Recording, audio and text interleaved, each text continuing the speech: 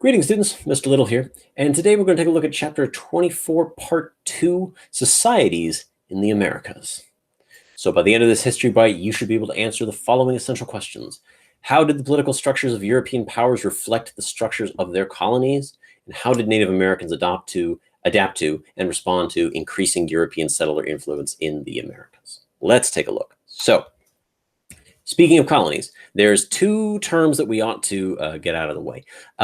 In discussing European colonization in the Americas in particular, some scholars divide it broadly into two categories. There were settler colonies and there were Mestizo societies, or settler societies and Mestizo societies. Now, the settler societies, a good example of this would be the English colonies of the East Coast. Now, in the English colonies, there was a strict segregation from the native populations. There was very little intermarriage, both religious and legal segregation. Very few natives in the English colonies adopted Christianity. And in this case, the natives were not as numerous as in the Spanish colonies, and so therefore it was possible to keep this strict religious and legal and physical separation. That said, it should be noted that English individuals did not form the majority in any colony except for Massachusetts. The other colonies were mostly populated by slaves, if not Native Americans. Now, the thing about settler colonies is that initially their populations are very small, but they begin to grow on their own because you have entire families coming over and you have entire families setting up and expanding rapidly. Unlike, say, the Métis culture in Canada, where you had single men sort of going into the wilderness and starting small families, but their children might forget their European ways and go back and living with the natives. So your European population would be rather small in a Mestizo society, relatively speaking. In the United States and Canada, part of the way you can see this is that in the United States and Canada, only 1 to 3% of the current today population is Native American, or in Canada, they say the term First Nation. And compare that with, say, contemporary former Spanish colonies like Mexico or Bolivia, where the native populations may be upwards of almost 50%, although on average it's 20 to 25%. Some former colonies simply have a much higher native population.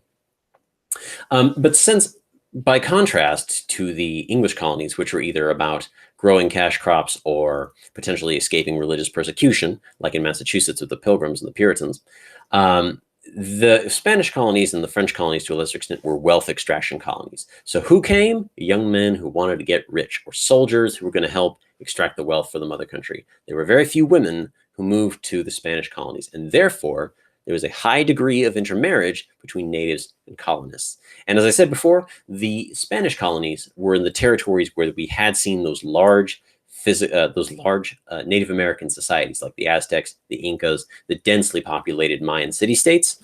And so therefore, you have this society that is, you could describe it as a mestizo society or a mixed society, where you have Europeans intermarrying with Native Americans, intermarrying with Africans, Africans intermarrying with Native Americans. And it sounds kind of cool, right? It sounds kind of like, oh, yay, we all get along. But let's remember, this is a colony we're talking about. And so all of this mixing, instead of making everybody equal and everybody happy, led to the development of a very, very complicated legal system that is somewhat easily described as the Casta system. Casta, which comes from the word meaning purity, is actually where we in the English language get the word caste, which is normally associated with like social and religious structures in India or South Asia. But it originally came from the Casta societies of the Americas. And this legal system basically said that the whiter you were, aka the more European blood you had, the higher up you were in society. Now that has some interesting consequences, because it means that if both of your parents were from Europe, but you were born in the Americas, you're not technically the highest rank in society. But if you're some poor nobody in Spain, but you come to the colonies, you can become somebody because, hey, you're European. This is going to play an interesting role in the independence of the Spanish colonies, but we'll get to it when we get to it. The point is, mestizo societies and settler societies were structured differently, in part because of how many Native Americans already lived there by the time the Europeans arrived, and what those Europeans arrived to do. What was their purpose there, and how many women came with them. So no matter what type of colony you talk about, though, there were cities in all of these colonies. In the Spanish colonies, the largest cities were the administrative centers of the empire, and they were built around former native cities. There's this interesting pattern of the Spanish building on top of former native capitals. Like Tenochtitlan became Mexico City. For an example, they destroyed the Great Pyramid, which they actually have found underneath one of the central plazas in Mexico City. You can go see they've excavated some of the remains of the Great Pyramid. As well as in Cusco, there was this great sun temple that the Incans had built to their sun god, and the Spanish promptly converted it into a church. So the Spanish colonies, these administrative centers, were deliberately placed on top of native of locations, of sacred locations or important locations to symbolize Spanish domination over the native peoples. The English and the French colonies were more like trading posts and economic centers. They weren't really designed to demonstrate authority so much as to trade goods. Like Quebec was designed to be a big trading center that could easily get back to France, and New York, with its fine harbor, would eventually become the financial capital of the world that it is today. So not a lot of symbolism, but a heavy emphasis on the economic purpose of those colonies. Now, cities, no matter where they were, as we know about cities today, were often very multi-ethnic and multi-class. So you might have, like you did in Havana, which was in Spanish Cuba, all the craft trades in Havana were dominated by free blacks. So slaves who'd either bought their freedom or run away to Havana were the dominant craft guilds. Irish and German immigrants to New York provided a working class for much of the city's history in parts of the English colonies, as well as you had some just really interesting people. Like you had some hired samurai. We have records. We don't have any pictures, unfortunately, or paintings. That would have been awesome.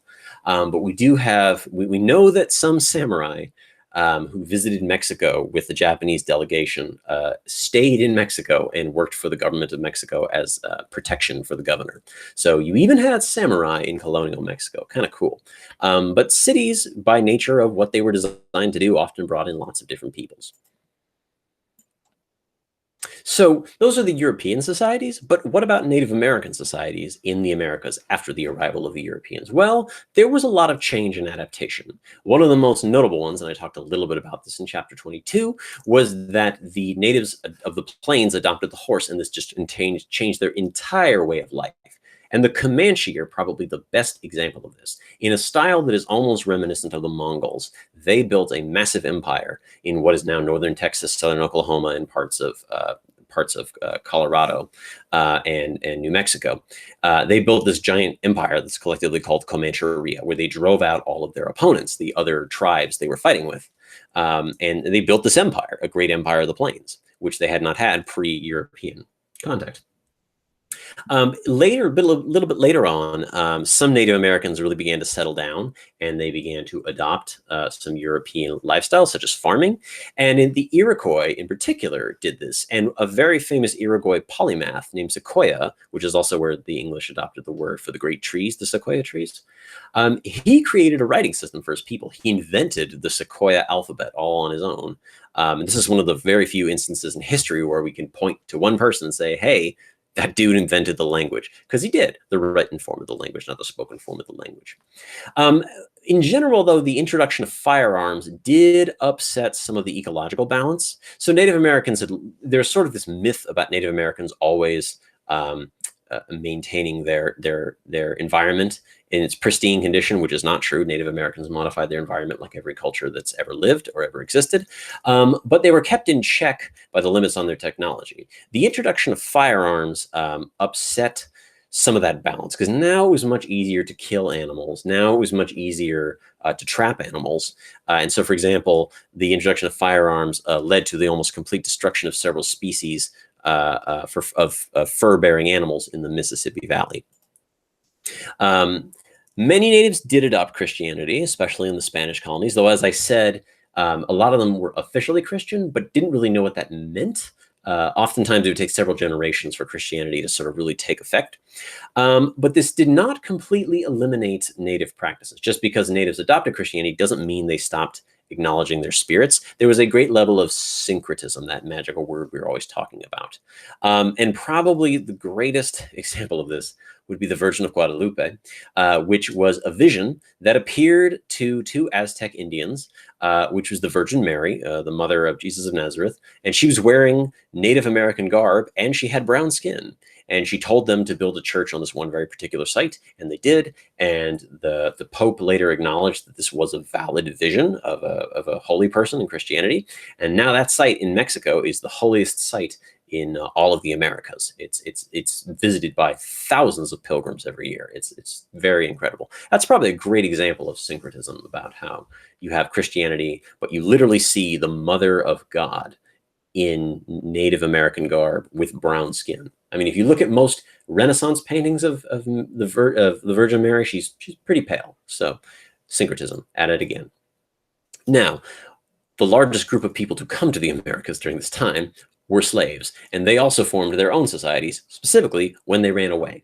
But even on plantations, they formed their own societies, but it's really important to note that when they ran away, they formed their own societies, and we call them Maroon societies. These were communities of escaped slaves, and they usually formed these places in very hard to reach geographic areas, mountains, rainforests, places Europeans couldn't get to easily and try to take them on. And then they promptly became a thorn in the side of most European administrations. Brazil and Jamaica had two of the most famous Maroon conflicts. Queen Nanny was one of the famous Maroon leaders who fought in Jamaica. And Maroons even played a part in the famous Haitian Revolution, which we'll talk more about when we get there. But these communities, they were sort of a melting pot all of their own, because oftentimes they had Africans from many different parts of Central or West Africa. And so the language within these communities, sometimes they adopted a European language just to make it easier to communicate, but sometimes this led to a further evolution of a pre-existing African language. And we'll talk more about that in chapter 25. But we also see the evolution of Vodou, which started off as sort of an Igbo, which is a cultural group in West Africa. They had a religion we call Vodou, and in the Americas, slaves continued to practice this, but they incorporated Christian elements, right? So the spirits in Vodou became Christian saints. And so again, we see syncretism, although in this case, syncretism under pressure, not really like willingly adopting these things, being forced into adopting these things by your circumstances. So this is a nice map of Comancheria. This is that Comanche Empire, and this is actually a picture of Sequoyah, the famous polymath. Anyways, you should be able to answer those first two questions from the start of the History Bite. I want to thank you for joining me. My name is Mr. Little, and I will see you next time.